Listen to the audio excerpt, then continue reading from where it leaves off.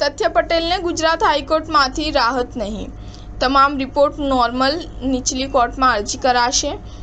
Junior વકીલને કોર્ટે ટકોર કરતા અરજી પરત ખેંચી। ઇસ્કોન બ્રિજ અકસ્માતના આરોપી તથ્ય પટેલે ગુજરાત હાઈકોર્ટમાં હંગામી જામીન અરજી કરી હતી, જેમાં હૃદય સંબંધિત તકલીફને લઈ હંગામી જામીન અરજી કરવામાં આવ્યા હતા। અરજદારના વકીલે જણાવ્યું હતું કે અકસ્માત બાદ જુલાઈ મહિનાથી તે જેલમાં છે। અરજદારને વર્ષ 2023ના ફેબ્રુઆરી મહિનામાં હૃદય સંબંધિત સારવાર અમદાવાદની ખાનગી હોસ્પિટલમાં આપવામાં આવી હતી।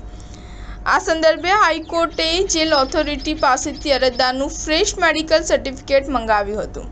કોર્ટે અરજદારને જામીન ના આપવાનું વલણ ધરાવતા અરજદારના વકીલે અરજી પરત ખેંચીને ટ્રાયલ કોર્ટ સમક્ષ અરજી મૂકવા સ્વતંત્રતા માંગી હતી, જેથી કોર્ટે જુનિયર વકીલને ટકોર કરી હતી કે પહેલા તેમને યોગ્ય રસ્તો કોર્ટે બતાવ્યો હતો, પણ તેઓ માન્યા નહીં।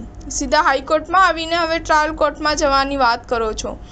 આ મુદ્દે કોર્ટમાં ઉપસ્થિત ગુજરાત હાઈકોર્ટ એડવોકેટ એસોસિએશનના પ્રમુખ બ્રિજેશ ત્રિવેદીનું પણ હાઈકોર્ટે ધ્યાન દોર્યું હતું। ઉલ્લેખનીય છે કે ચાલુ વર્ષે જાન્યુઆરી મહિનામાં પણ તથ્ય પટેલે અમદાવાદ ગ્રામ્ય કોર્ટમાં 4 અઠવાડિયાના હંગામી જામીન આ જ કારણોસર માંગ્યા હતા। જોકે તથ્યને યુએન મહેતા હોસ્પિટલના સારવાર કરવા કોર્ટે સૂચન કર્યું હતું। સ્ટાર ન્યૂઝ 7 હંમેશા સચ્ચાઈની સાથે।